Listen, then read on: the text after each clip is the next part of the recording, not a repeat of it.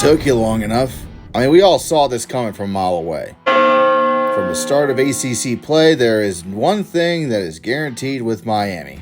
They will play like shit for 3 quarters, remember that they have an actual fucking Heisman quarterback on offense, and somehow mount a comeback to steal the victory from the jaws of defeat.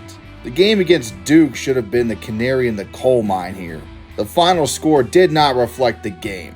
This was a very close affair with Duke leading at multiple points in the game. Duke's offense ran circles around the Hurricanes. Over 400 yards of offense by Duke in a game they completely threw away due to throwing 3 interceptions. Yet everyone just talks about Cam Ward throwing 5 touchdowns and forget about all the fucking problems with this team. Miami's offense is good. Really, really good. No doubt. Cam Ward will be in New York in December and very well could win the Heisman Trophy. Xavier Restrepo is an elite wide receiver and will likely finish with another 1,000-yard season. Not to mention, when in a tight spot, he is the go-to option. Offense is not the problem at Miami. It's literally everything else. Point blank. 4 of their last 6 games, they have allowed 30 points or more on defense. Requiring the offense to score a fuck ton each game in order to win is asking a lot out of them, no matter how talented they are. Miami was hanging off of the edge of a cliff all season, and it was taking a comedically long time for them to fall. Wait, where have I seen this before? Cliffhanger, hanging from a cliff, and that's why he's called Cliffhanger. Can't hold on much longer. With that core memory unlocked, Miami came into this weekend against Georgia Tech controlling their own destiny. A team that came in 5-4 and has been on a bit of a skid as of late. Ever since their emotional win in Ireland back in week 0, it's been up and down for the Yellow Jackets. But if there is one thing they are good at, it's being the underdog. They weren't afraid of Miami. Their defensive coordinator knew what any fan paying attention knew. They stopped Cam Ward late in the game. Their offense would take care of the rest. Obviously, Miami starts slow yet again, managing only 10 points in the first half. Could have had more, but head coach Mario Cristobal is such a great head coach, he didn't take the fucking points and went for it on 4th down on the Georgia Tech 23. Of course it fails. What does Miami do to start the second half? Turn it over on downs yet again in Georgia Tech territory. At this point, you're just fucking begging for it, man. Tech does not let up, scoring a touchdown the next drive. Miami then finally realizes they are losing and score a touchdown on the next drive themselves. Georgia Tech responds with another touchdown, and just like last year, Cristobal begins to realize he's fucked himself again against the Yellow Jackets. So he goes for it on 4th down again, inside Georgia Tech territory again, and fails to convert again. Why do coaches look at analytics and not fucking common sense? Always take the goddamn points, you stupid fuck. Yet Miami once again digs into its magic bag of bullshit they've been carrying around all season, and Cam Ward would throw a beautiful touchdown pass to Xavier Restrepo in order to save their ass once again. Defense also wakes up from its coma to come to life with a critical stop. But when Miami reaches back into their magic bag of bullshit, they come to a stunning realization. Only a 3-man rush. The pocket collapsing them. Ward buying time. Hit from behind. The ball pops out. Georgia Tech's got it. Romello Height with the strip sack. The bag is empty. Miami has run out of miracles thanks to a combination of bad coaching, bad defense, and too much reliance on Cam Ward making heroic plays. Miami lives and dies on their quarterback, and the team crumbles into a heap once a decent defensive game plan shuts him down. To be honest, Miami should have 3 losses this season, and they will likely still get an ACC title berth regardless of their own actions. But your new ACC leader is SMU. Imagine saying that 4 years ago. The first big shock earlier in the year was Georgia's piss-poor performance against Kentucky. The offense simply never got going against an inferior Wildcats team, but they did enough to survive and advance into the bye week. They then lost to Alabama, but not before nearly coming back down by 4 touchdowns. Carson Beck was exposed in this game, but everybody in Athens shrugged it off because, it's Alabama. Since then, they have rallied, knocking off Texas on the road in convincing fashion, despite Carson Beck throwing 3 interceptions in that game, but don't worry, he played a tough game against Texas on the road. and took out the trash against their rivals in Florida in a game that was actually a little closer than it should have been. Polls gave them credit and have maintained their top 5 spot for most of the season. However, this isn't 2021 or 2022.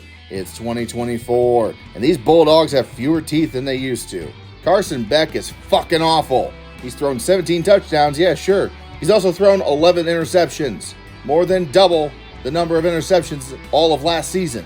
His obvious regression is finally raising massive alarm bells, especially when he's not only throwing the ball to the wrong team, but he also keeps dropping the goddamn ball. 3 of their last 4 possessions in this game ended in a turnover. 1 was an interception by Carson Beck. 2 were fumbles, and one of those fumbles also being the fault of Carson Beck. He has been making mistakes all season long, and at a certain point, like with Miami, the car is going to crash. It's easy to hide these mistakes when you're winning, but with Georgia losing its second game, it's glaringly obvious now. Ole Miss finally gets a signature win this season after losing to LSU and Kentucky earlier in the year, and now has a leg up on the Bulldogs for playoff consideration, which could mean a fuck ton come Selection Sunday. What this loss means for Georgia, though, is there will be no trip to Atlanta for the SEC crown. Barring some bullshit like Alabama having 3 losses and Texas, Tennessee, and A&M having 2 losses, of course. Guys, what the actual fuck? Kansas has devolved into its typical form of being a doormat and you lose to them? Did Texas Tech seriously break you fuckers?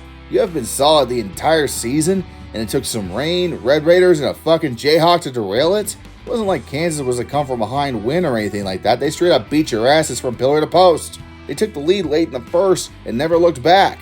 It looked like the Kansas we all thought we were going to see at the start of the season. It was a shellacking in Arrowhead Stadium. You can now kiss that Big 12 championship game goodbye. Regardless of what the fuck happens in the Holy War, Colorado has taken the second spot in the conference title game for the moment. Hang your heads in shame, Iowa State. You had it all, and you let it slip through your fingers. I'm not wasting any more time here than I need to, because you don't deserve any sympathy now. It's a wide open Big 12 race, and you intentionally broke both of your own ankles with hammers near the finish line. The wasted potential here is making me sick. You blew it! Before I get to the actual game, I need to get some shit off my chest here. It has nothing to do with the teams on the field, but the people pulling the strings off of it. For those who don't know, LSU brought a live tiger in a cage to the game on Saturday night for the first time in years, and pissed off a lot of people in the process. Why? This is because the current mascot, Mike 7, has never been brought into Tiger Stadium. Back when Mike 6, who passed away in 2016 by the way, was the mascot for LSU, he was occasionally brought out to the games when he felt like getting in the trailer. It wasn't often, probably because he was constantly scared shitless during the games. People would come up to the cage and provoke him to roar or react, and while it looked intimidating then to have a live tiger near the opposing locker room, times have changed. A live tiger hasn't been on the field since 2015, and when Mike 7 was brought in, it was decided to not do it anymore since, it's a fucking tiger. Of course, it's a bad idea to have it in the stadium. Sure, you can train a dog, a bird, cat, cow, horse, even a bison to be there, but humans have been able to domesticate all these animals to some extent. You can't domesticate a tiger. It's a fucking tiger. Did the Louisiana governor not watch Tiger King during lockdown? If he did, he wouldn't be demanding a fucking tiger be brought back into the stadium. But fuck it, the government wants to boost his numbers or some shit, so they will bring in a tiger. Spoiler, it wasn't Mike 7. His handlers outright refused to put him in the stadium when he's never been exposed to 100,000 screaming Cajuns, and rightfully so. But the way they ended up doing it was just as shitty. They brought in a 1-year-old tiger from out of state through, unclear means, threw his ass in the cage, pulled him out to the sidelines for a few minutes, and promptly left. So much for being an intimidating environment for Alabama to play in or some stupid shit like that. Because of this stupidity, I'm awarding the Louisiana governor the inaugural Dumbass of the Week award, because only a dumbass would think this was a good idea. It turns out this half-assed attempt to be intimidating had the exact opposite result. I hate Alabama as much as the next guy, but Karma's a fucking bitch, isn't she? Alabama returned to the form we are accustomed to, the destroyer of worlds. You wonder why Alabama crushed the Tigers in Death Valley? Jalen Milroe finally went off on them. 4 goddamn touchdowns on the ground by Milroe, who now appears to have returned to his peak form. Despite the efforts of Garrett Nussmeier, he hurt more than helped, throwing 2 interceptions. Let me sum up the Tigers this season in 2 words. They're fucked. We knew from week 1 that this season was going to be a shit show with the lack of discipline this team has, and frankly I'm surprised they had playoff hopes for this long. They have talent, sure. The loss to USC and the close call against South Carolina early on in the season was nearly forgotten, but with this awful showing in Death Valley against Alabama once again, LSU retreats back to irrelevance. And as long as Brian Kelly is coaching, he can fucking stay there.